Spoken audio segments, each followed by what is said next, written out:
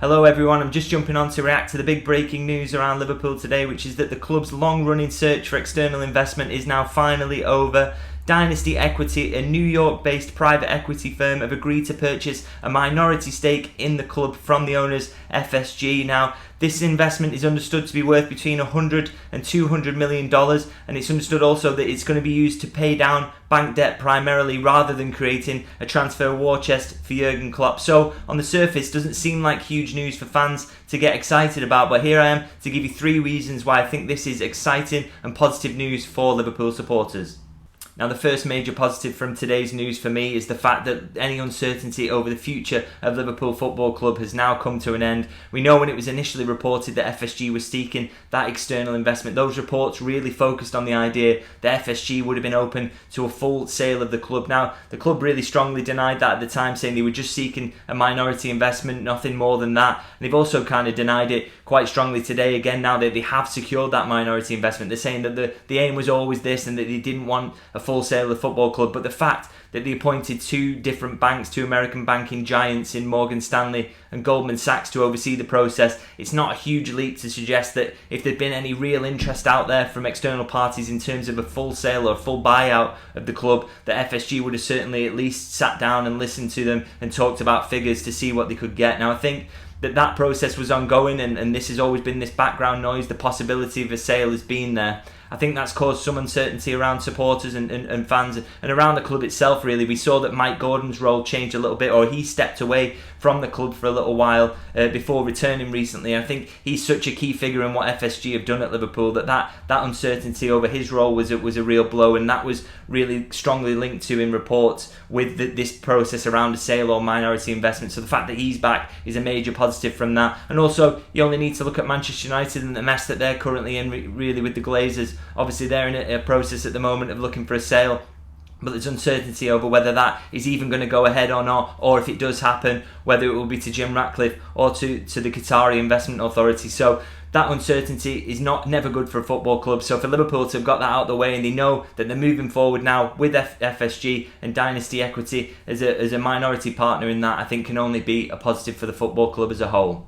Another major positive for me, and I know this is not one that everyone's going to agree with, but it's that FSG are staying put. Now, I accept that they've been controversial owners at times. I'm thinking specifically of situations around those £77 tickets, the attempts to get furlough money off the government during the COVID pandemic, and also, of course, their involvement in the Super League project. But I think if you take a step back and look at their ownership as a whole, I would say it's been, in the majority, a positive for Liverpool Football Club. It's not just the on-pitch success, the appointment of Jurgen Klopp and winning every trophy that was available to them, but also it's the bigger picture stuff in terms of infrastructure. You look at Anfield has been expanded twice. That's the Anfield Road end and the main stand. They've also built a world-class training facility at Kirkby, and they also recently purchased Melwood back to turn that into a training ground for Liverpool women's team. So as I say, on the whole, those are real positives that would leave as a legacy if they were to leave the club tomorrow. And I think you only have to look elsewhere in terms of club ownership to accept that it's maybe sometimes better the devil you know. I'm looking close to home at maybe Everton, who thought when they got a billionaire owner that things could only get better for them. But in the end, they've gone from being European challengers to now descending into regular relegation battles. And again, Chelsea, a really good example of this as well. They got new ownership in Todd Boehly, and it seemed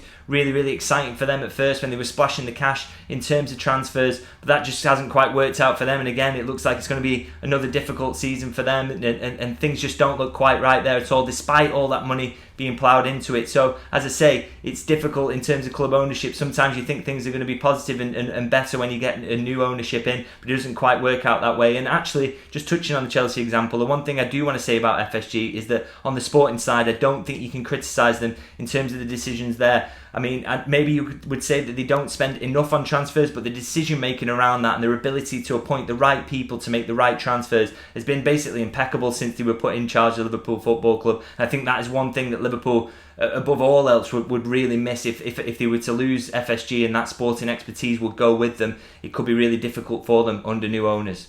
And the final positive from today's news for me is the fact that I think it actually does increase the ability for Liverpool to spend in the transfer market. I said earlier in the piece, and Liverpool are really keen to push the idea that this money's not going to be used as a transfer war chest for Jurgen Klopp to dip into, but in clearing that bank debt, I think it really does free up available cash for all the managers to spend in the transfer market going forward. Now, I've criticised FSG in the past for using short-term debt to fund infrastructure projects. So, for example, the Anfield Road end or the training ground were funded from the revolving credit facility that Liverpool have, rather than using more long-term debt or an owner loan like comparable clubs around them in the Premier League would probably do. So, to use an example of how that's maybe hurt Liverpool, so over the past couple of sets of accounts that we've seen, 110 million has been used to pay down that revolving credit facility. So that is 110 million pounds that otherwise could have been used to buy players. I mean, that money is kind of almost 2 Dominic Szoboszlais, isn't it? So that money has gone to paying down that debt as immediately as it's come around. And as I say, that has really hurt Liverpool's ability to spend in other areas. And the biggest drag on Liverpool's otherwise available cash is to use on transfers. That is exactly where that money would otherwise go. So in paying down this bank debt now, Liverpool are freeing up the money they generate going forward, and they've started to generate an awful lot more money these days, by the way. They can use that on transfers and wages. So that commercial revenue, match day revenue, it's all going up at the moment. We've seen recent commercial deals that struck with Peloton, with Google, with UPS. All this money's coming back in, and we know that none of that now is going to have to be used going forward to pay down bank debt or interest or anything like that. So that can all be funneled back into Jurgen Klopp's team. So as I say, I think that's a real boost to the transfer kitty going forward. And although Liverpool are trying to play it down, I think really positive news for fans in terms of Liverpool's ability to spend going forward. So that's my thoughts on the fact that Liverpool Football Club have finally secured that minority investment that they've long been looking for. As you can see, I think it's a positive and may even have a major impact in terms of their ability to spend in the transfer market going forward. But please do let me know how you feel about it all. What's your thoughts on this latest minority investment? Were you hoping for a full sale instead? Please let me know in the comments. And as usual, please do drop me a like and a subscribe, and I'll see you soon.